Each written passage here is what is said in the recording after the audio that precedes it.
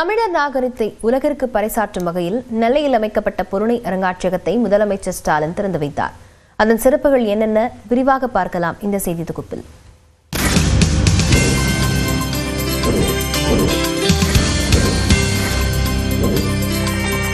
மண், இரும்பு, நீர், நெருப்பு என தமிழரின் தொன்மையை பற்றியும் பொருணை அருங்காட்சியகம் மாண்புமிகு தமிழ்நாடு முதலமைச்சர் அவர்களால் திறந்து வைக்கப்பட்டிருக்கிறது.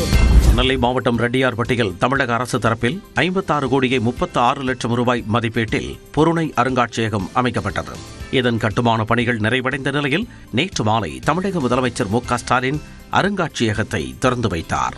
பொருணை அருங்காட்சியகத்தின் அறிமுக கட்டிடம் மாண்புமிகு தமிழ்நாடு முதலமைச்சர் அவர்களால் திறந்து வைக்கப்பட்டு சிறப்பிக்கப்படுகிறது. பழங்கால கட்டடக்கலை அமைப்பில் உருவாகியுள்ள அருங்காட்சியக வளாகத்தில் வன்னி மரத்தை நட்டு வைத்த முதல்வர் ரிமோட் மூலம் கல்வெட்டை திறந்து வைத்தார். ததும்பி வழியும் தமிழின் பெருமிதம் பொருணை அருங்காட்சியகத்தை திறந்து வைக்க மாண்புமிகு தமிழ்நாடு முதலமைச்சர் அவர்களை அன்புடன் அழைக்கிறோம்.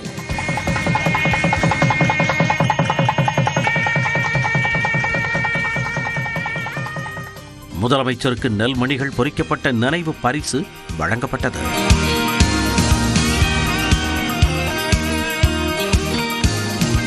அகழாய்வில் கிடைத்த இரும்பு ஈட்டி, தங்கத்தினால் ஆன நெற்றிப்பட்டை, வெண்கல வடிகட்டி, கிண்ணம், நெல்மணிகள், அகழ்வாராய்ச்சி குறித்த புகைப்படங்கள் உள்ளிட்டவற்றை பார்வையிட்ட முதல்வர் மு க ஸ்டாலின் அது குறித்த தகவல்களையும் தொல்லியல் ஆய்வாளர்களிடம் கேட்டறிந்தார்.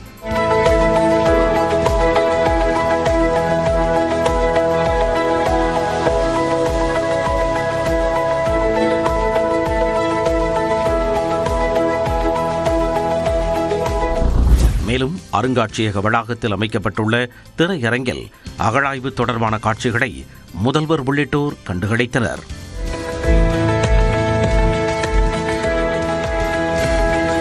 தென்னிந்தியாவின் நாகரிக தொட்டில் என புகழப்படும் அளவிற்கு இந்திய வரலாற்று அறிஞர்கள் மட்டுமல்லாமல் உலக வரலாற்று அறிஞர்கள் அனைவரும் திரும்பி பார்க்கும்படியான நாகரிக சான்றுகளை அள்ளிக் கொடுத்திருக்கின்றனர்.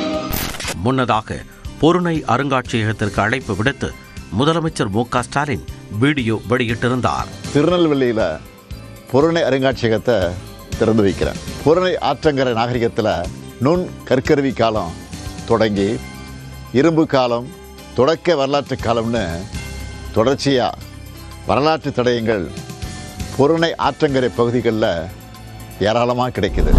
தமிழகத்தில் மொத்தமுள்ள 32 அருங்காட்சியகங்களை காட்டிலும் தொன்மையிலும் வரலாற்று சிறப்புகளை சுமந்து நிற்பதிலும் பொருணை அருங்காட்சியகம் தனித்து காணப்படுவதாக பேராசிரியர் சவுந்தர மகாதேவன் தெரிவித்துள்ளார். அப்போ இந்த நாகரிகத்தை எல்லாம் நம்முடைய பிள்ளைகளுக்கு நாம் சொல்லித்தர வேண்டும் என்றால் இன்னொரு 300 வருஷம் 400 வருஷம் கழிச்சு அப்போது இந்த பொருணை அருங்காட்சியகம் ஒரு உயிர் துடிப்பான ஒரு அருங்காட்சியகமாக 2000 பொருள்களை வைத்து 2025 டிசம்பர் மாதத்திலே ஒரு அருங்காட்சியகம் உருவாக்கப்பட்டது என்று சொல்லப்படுகிற வரலாற்று சான்றுகளோடு அந்த பிள்ளைகளுக்கு அதை சொல்லக்கூடியதாக அமையும். ஆதித்தநல்லூர் காட்சிக்கூடம், சிவகடை காட்சிக்கூடம், கொற்கை காட்சிக்கூடம் என 7 தொகுதிகளாக அருங்காட்சியகம் அமைக்கப்பட்டுள்ள நிலையில் சங்ககால பாண்டியர்களின் கடல்சார் வணிகத்தை நினைவூட்டும் கொற்கை துறைமுக சான்றுகள், சிவகடை அகழாய்வு பொருட்கள், தமிழ் பண்பாட்டின் தொட்டிலாக கருதப்படும் ஆதித்தநல்லூரில் கிடைத்த அடையாளங்கள் என அனைத்தும் விளக்கப்படங்களுடனும் தொழில்நுட்ப காட்சிகளுடனும் இளம் தலைமுறையினருக்கும் எளிதில் புரியும் வகையில் வடிவமைக்கப்பட்டுள்ளன.